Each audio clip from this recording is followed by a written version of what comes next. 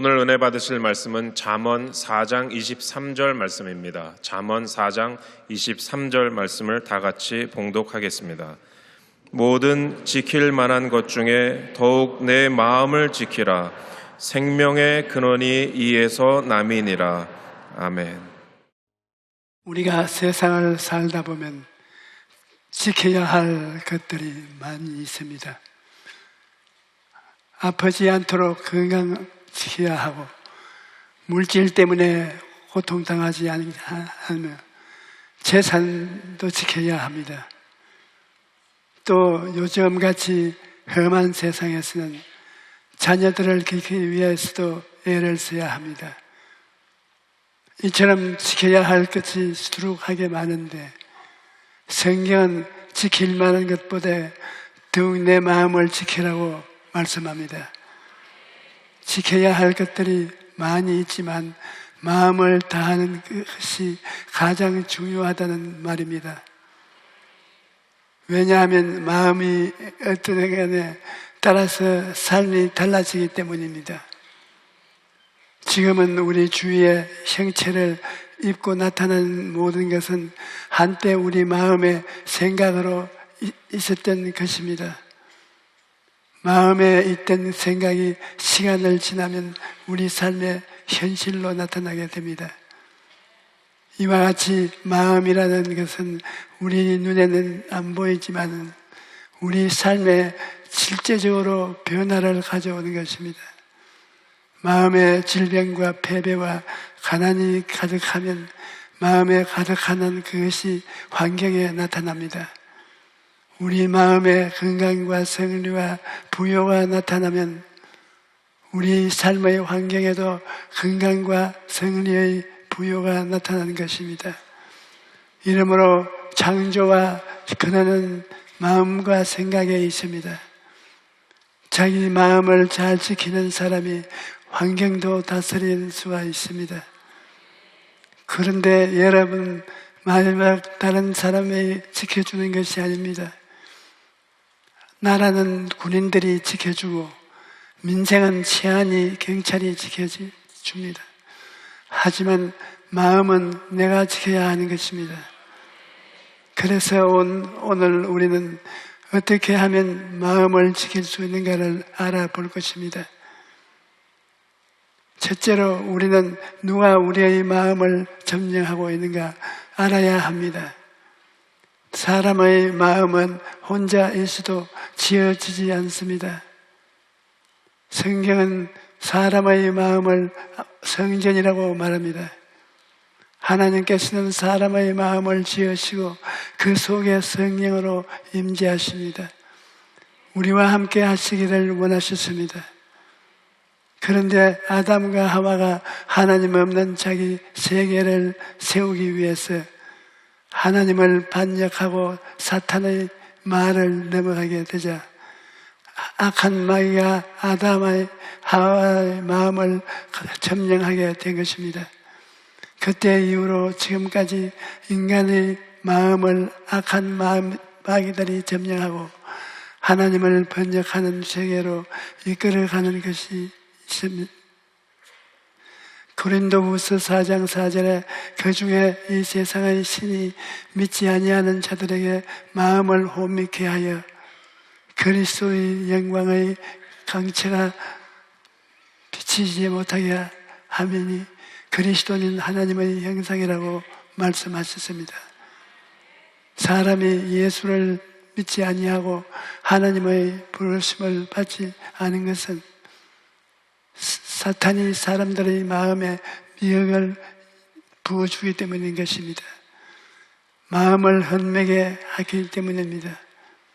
그리고 마음에 하나님의 안 계시니까 사람들이 온갖 악을 행하는 것입니다.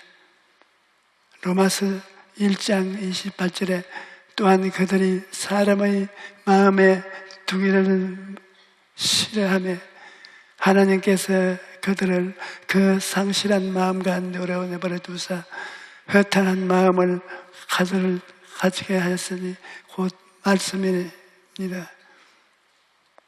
사람이 마음에 하나님 두기를 싫어하니 이 세상이 불의와 추악과 탐욕과 가득하게 한 것입니다. 세상은 날이 갈수록 악해지고 신종 범죄를 막기 위해서 새로운 법도를 계속 생겨나게 합니다. 하지만 법과 제도를 아무리 바꾸어도 사람의 마음이 바꾸어지지 아니하면 세상은 바꾸어지지 않습니다. 먼저 마음이 바꾸어야 가정도 바꾸고 사회도 바꾸고 세상도 바꾸어지는 것입니다. 그러면 이와 같이 사탄에게 점령당한 마음을 영영 회복할 수 없는 것일까요? 그렇지 않습니다. 골로새서 14장 1절 4절에 그가 우리를 흑암의 권세에서 건져내서 그의 사랑의 아들 나라로 옮겼었으니 그 아들 가운데서 우리가 속량 곧 죄사함을 얻었다고 말씀합니다.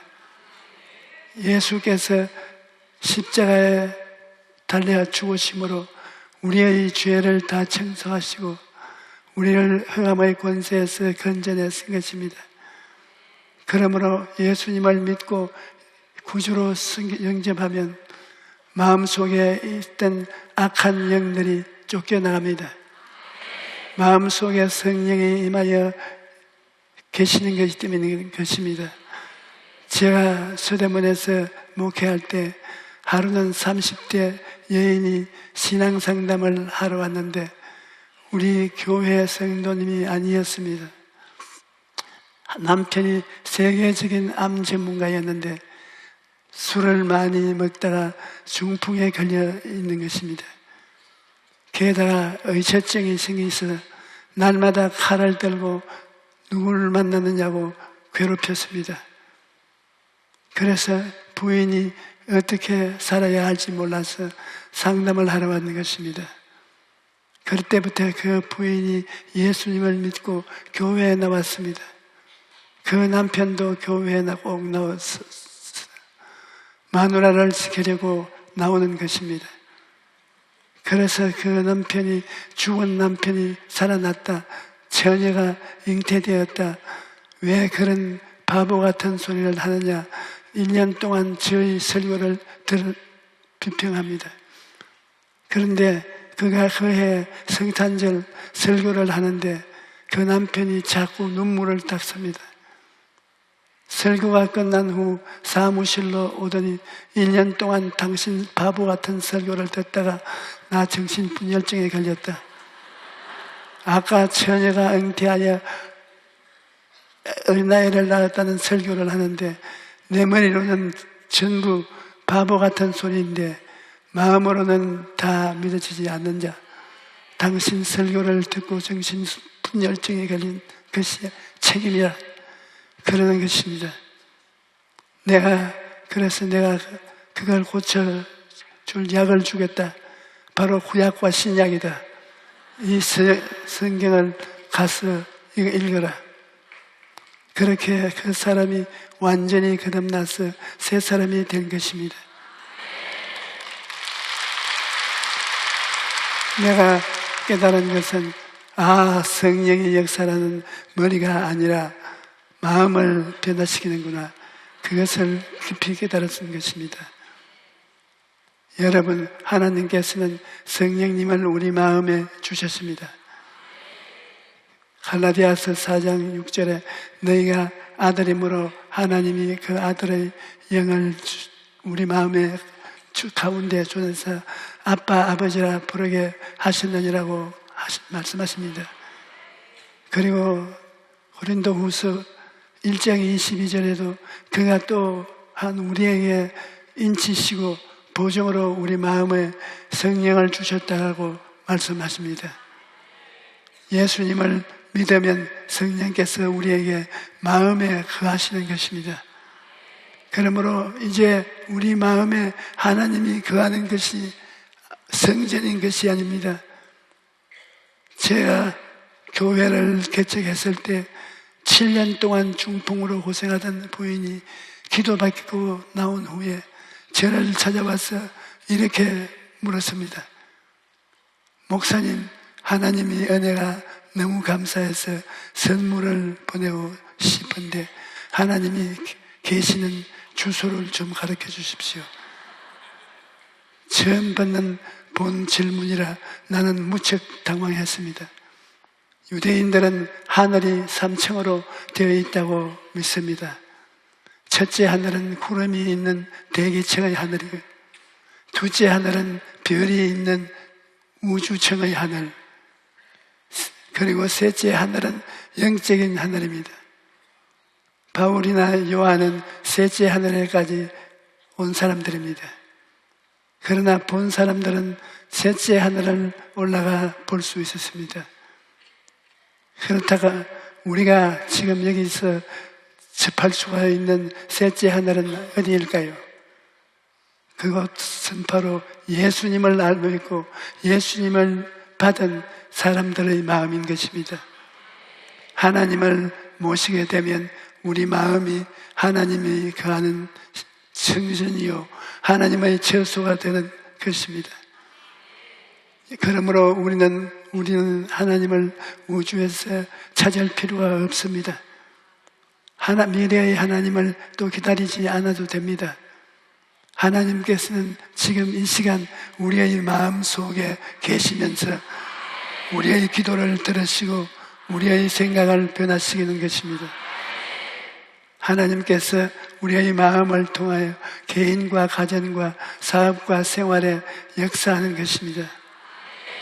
하나님은 인간을 지은 어떤 형태의 건물에 계시는 것이 아니라 인간의 마음에 거하시는 것입니다.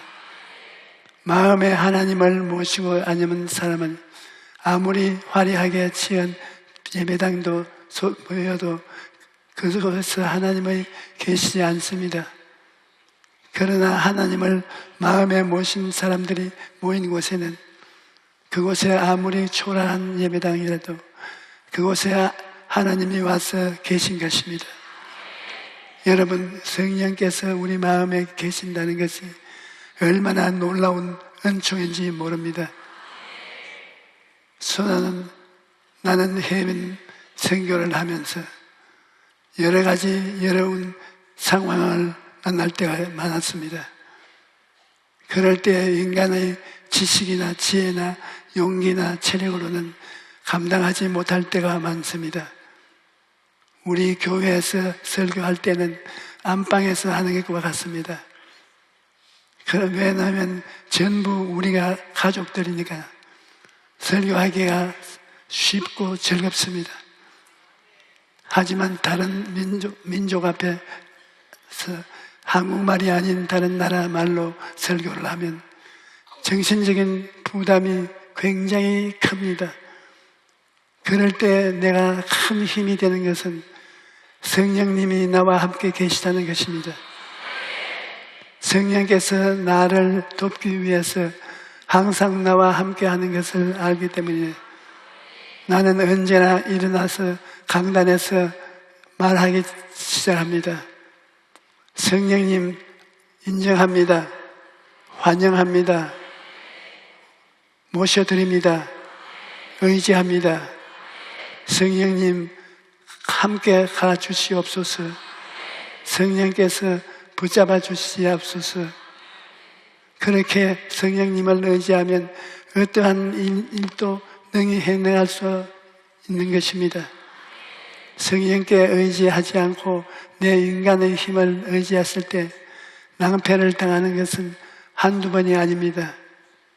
그래서 성령이 같이 계실 때는 신기하기는 지혜가 필요할 때 초인적인 지혜를 주시고 두려움이 생겼을 때는 하나님 앞에서 힘과 용기를 얻게 하시고 형언할 수 없는 놀라운 일들이 생겨나게 하시는 것입니다. 그러므로 우리는 성령께서 우리 마음에 계시다는 것을 잊어서는 안 될 것입니다. 성령님이 나와 같이 계신다는 생각을 마음에 꽉 채워야 하는 것입니다. 그렇다면 마음이 이처럼 중요한데 어떻게 해야 마음을 지킬 수가 있을까요? 우리는 우리의 하나님의 말씀으로 마음을 지켜야 합니다. 시편 119편 11절에 내가 주께 범죄하지 않게 하려 주의 말씀을 내 마음에 주었나이다 라고 말하고 있습니다. 하나님의 말씀을 마음에 채워놓아야 세상과 마귀가 마음에 들어오지 못하고 우리가 죄를 이길 수가 있는 것입니다. 말씀을 등한히 하면 곧장 세상과 마귀가 들어와서 세상과 마귀의 생각을 집어넣고 마음을 흔들어 놓는 것입니다. 이러므로 늘 말씀을 읽고 말씀을 묵상해야 하는 것입니다. 여러분, 말씀을 듣고 읽고 묵상하고 하는 것은 굉장히 좋습니다. 말씀을 가까이 할 때 내 마음 속에 영혼이 잘되고 범사에 잘되며 강건하고 생명을 얻되 풍성하게 얻는 것이 꽉 들어찬 것입니다. 말씀을 가까이 할 때 내 마음에 용서와 의로움을 받고 생각이 꽉 들어찹니다. 거룩과 성령 충만이 생각이 꽉 들어차고 치료와 건강의 생각이 꽉 들어차고 아브라함의 복과 형통이 확 들어찹니다. 부활과 영생이 천국의 생각에 들어찰 것입니다. 또 마음을 꿈으로 지킬 수가 있는 것입니다. 아브라함이 60, 85세가 되었을 때 마음이 흔들리고 답답했습니다. 자기가 나이가 85세요, 아내가 75세인데 아직도 하나님이 약속하신 아들을 얻지 못하기 때문인 것입니다. 그런데 하루는 하나님께서 아브라함을 불러내듯 하늘에 있는 별들을 보여주시면서 내 자손이 저 별들보다 많다 것이라고 말씀하셨습니다. 거기에서 아브라함은 마음의 꿈을 얻었습니다. 몸이 젊어진 것도 아니요, 아내가 젊어진 것도 아니고 아멘입니다. 그러나 마음의 꿈이 생기니까 의심과 두려움에서 믿음으로 변화된 것입니다. 그렇다고 우리는 어디에서 꿈을 얻을 수가 있습니까? 우리는 십자가를 바라볼 때 꿈을 얻을 수가 있는 것입니다. 십자가를 통하여 용서받는 의인이 된 꿈을 얻을 수가 있습니다. 십자가를 통하여 거룩함과 성령 충만의 꿈을 얻을 수가 있습니다. 십자가를 통하여 치료와 꿈을 얻을 수가 있습니다. 십자가를 통하여 아브라함의 꿈과 형통이 임하는 것을 꿈꿀 수가 있습니다. 그리고 죽음이 다가올지라도 십자가를 통하여 영생을 꿈꿀 수가 있는 것입니다. 마음으로 믿음을 지킬 수가 있는 것입니다. 우리가 눈을 뜨고 보고 귀로 듣고 감각을 의지하면 마음이 바다 물결같이 요동치는 것입니다. 환경은 보고 마음을 그대로 두면 환경이 끊임없이 변하기 때문에 한결같은 마음을 가질 수가 없습니다. 그러므로 마음으로 다스려야 합니다. 여러분, 12화야를 혈투협을 아는 여인을 보십시오. 그가 하나님을 알지 못할 때는 마음을 다스릴 수가 없었습니다. 마음이 불안하고 초조하고 절망적이었습니다. 나는 못 산다, 나는 죽는다라고 생각한 것입니다. 12해를 병으로 고통을 당하고 가족들은 떠나 혼자 살아가니 외롭기 그지없었습니다. 마음에 절망이 꽉 들어차고 죽음이 그 마음을 점령했습니다. 그런데 어느 날 예수님의 소문을 들었습니다. 예수님께서 죽은 자를 살리시고 나병 환자를 깨끗하게 하시고 안진뱅이를 일을 시킨다는 소문을 듣자 생각이 바뀌어져서 그렇습니다. 나는 못 산다, 나는 죽는다, 나는 생각해서 예수님을 믿으면 산다, 살 수 있다라는 생각으로 바뀐 것입니다. 그러자 살겠다는 꿈이 생겼습니다. 그리고 마음에 꿈을 품자 예수님이 옷에 손만 대도 낫겠다는, 나을 것이라는 마음이 생겼고 믿음으로 기적을 체험했던 것입니다. 사람이 믿음이 없으면 낙심하고 절망합니다. 그러나 믿음이 있으면 어떠한 상황 속에서도 절망이 생기지 않습니다. 그러므로 믿음이 우리 마음을 지키고 다스리는 것입니다. 마음을 입술로 고백을 통해서 지킬 수가 있습니다. 우리가 입술로 말한다는 것은 하나님의 역사를 풀어놓는 것입니다. 그러므로 입술로 시인할 때 기적이 일어나는 것입니다. 마음이 아무리 답답하고 고통스러울지라도 긍정적인 고백을 해야 합니다. 나는 용서받은 사람이다. 성령님이 나와 같이 계신다. 나는 건강한 사람이다. 나는 복받은 사람이다. 나는 영생의 복락을 얻은 사람이다. 이렇게 고백을 할 때 기적이 일어나는 것입니다. 예수님께서는 내가 진실로 너희에게 이르노니 누구든지 이 산들을 명하여 바다에 던지라 하며 그 말하는 것이 이룰 줄 믿고 마음에 의심하지 아니하면 그대로 되리라고 말씀하셨습니다. 우리가 믿고 말한 대로 되어지는 것입니다. 그리고 항상 하나님의 말씀을 고백하고 긍정적으로 적극적이어 창조적인 고백을 해야 되는 것입니다.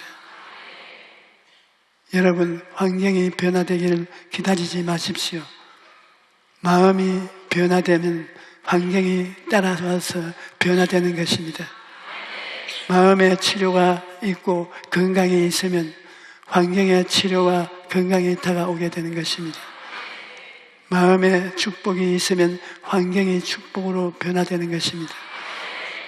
무엇이든지 마음이 먼저 변해야 되며 환경이 변하는 것입니다. 그렇기 때문에 마음을 지키는 일이 무엇보다도 중요한 것입니다. 오늘부터 여러분 모두가 마음을 힘차게 지키기를 주님 이름으로 축원합니다. 말씀으로 지키십시오. 꿈으로 마음을 지키십시오. 믿음으로 마음을 지키십시오. 입술의 고백을 통해 마음을 지키십시오. 그럴 때 여러분 모두가 영원히 잘때같이 금사에 잘때와 강건하게 살게 될 것입니다. 할렐루야.